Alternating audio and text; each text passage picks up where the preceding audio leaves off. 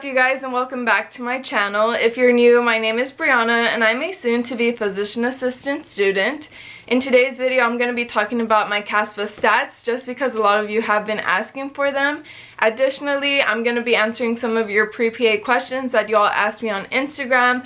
And lastly, as a big thank you to reaching 100 subscribers, I am hosting a sponsored giveaway with the PA platform, aka Savannah. She was kind enough to host this giveaway, and we will be giving one lucky winner the physician assistant interview guide. I am very excited for this because I know a lot of you applicants are about to receive your interview invites and you're going to be doing interviews, and this book really helped me. So if you want to know more details about it, I'll put it in the description box below. Okay, so now for my CASPA stats. There are 7 different categories that I'm going to be going over. The first one is leadership, and I was an officer for the Pre-PA Society. I was vice president for 2 years and then president for 1 year, and I recommend holding an officer position just because it's really fun and it definitely helps you build your leadership skills.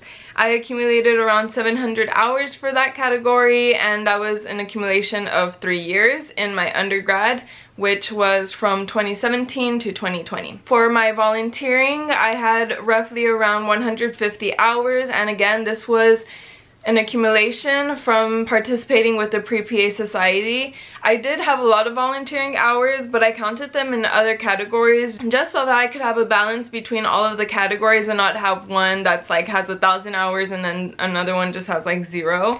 So for my volunteering, I volunteered at runs, I volunteered at health fairs, at community events such as like farmers markets and stuff like that, where we would do we would measure blood pressure, and that was really my volunteering experience. I shadowed 4 different PAs and I accumulated 300 hours from that. The first one was a family medicine PA, and I shadowed him for 2 years, from 2017 to 2019, which is the time that I applied through CASPA.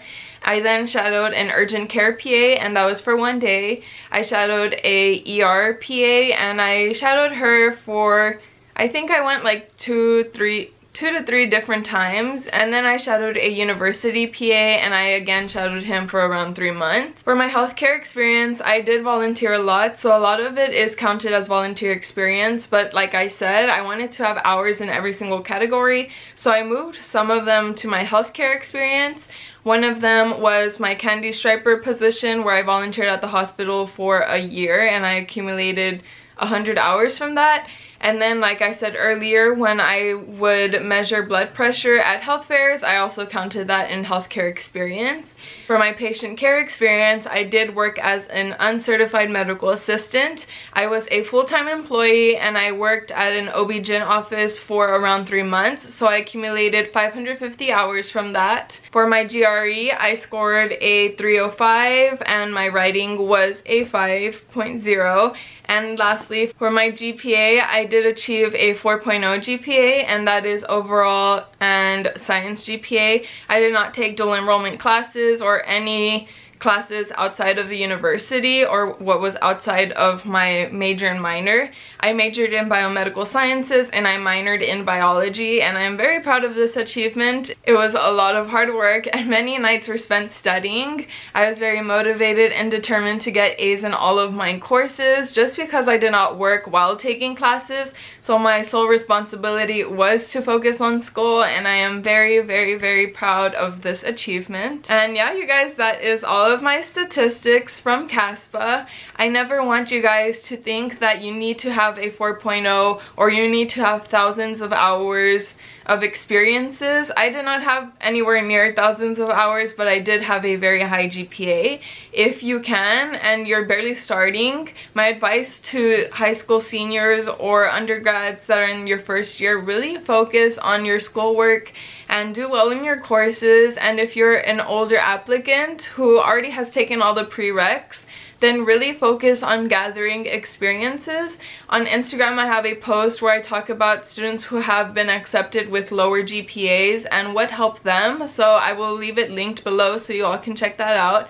But if you do have a high GPA and you're worried that you don't have lots of hours, well, I'm here to tell you that it is okay. Continue working hard and you guys got this. So now for the Instagram questions. I don't want to make this video too long, so I'm only going to be answering a few of my Instagram questions, and they're not going to be super long answers. But the first one is, when shadowing a doctor, what should you wear and how should you prepare for it? So my advice for that is wear whatever the doctor or PA or NP that you're shadowing is wearing. If you go to their office and you see that they're dressed in business casual, then dress business casual. But if you are shadowing a doctor in the hospital and they're wearing scrubs, then just wear scrubs. You don't want to stick out like a sore thumb, so just really try to dress how everyone else in the office or hospital is dressed. If you have any questions about what you should wear, then just go ahead and ask that when you're asking to shadow, just so that you can have everything clarified. And to be prepared, you can take a notebook, but most of the time I just would observe what the PA was doing, and I wouldn't really write anything down because you don't want to look suspicious like you're writing down and violating the HIPAA codes. So yeah. So the next question is, how long did you go to school for? How fast did you get a job? I did go to school for 4 years. I graduated from high school in 2016, and then I graduated from college in 2020.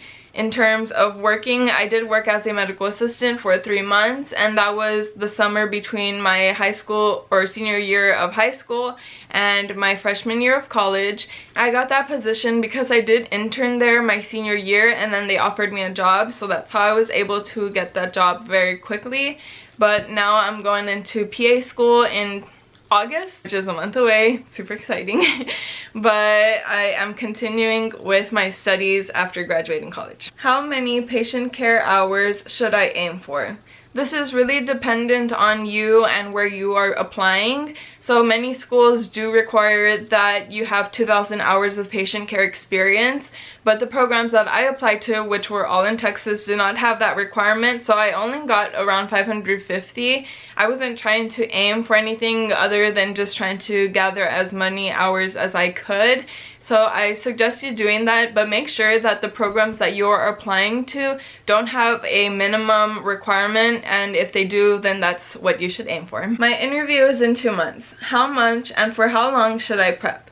You need to start prepping right now, and you're gonna prep for as long as you want or until your interview is here. I had never interviewed, so I started prepping as soon as I received an interview invitation. But if you feel like your skill set for interviewing is good, then just practice as much as you want. Like I said in my previous video, I did use this book and it really helped me. I also had won a giveaway on Instagram, and it was the interview course by Savannah, or the PA platform.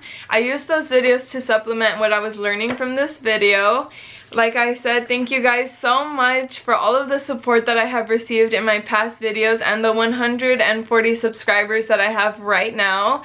I want to thank you for sticking with me through this journey, and I really do hope that you're learning something from these videos. I'm starting PA school this August, and I cannot wait to take you along the journey. For now, if you would like to win this book, the rules of entry will be in the description box below, but it is to be subscribed to me and the PA platform, which I will tag below. And then there will be some additional rules for entry. I am also hosting another giveaway on my Instagram, so I will leave that in the description box below as well. I feel like I've already said thank you so many times in this video, but thank you so much for, again, all of the support. If you are not subscribed already, please do so and turn on the post notifications bell. And I cannot wait to see you all next Sunday. Bye!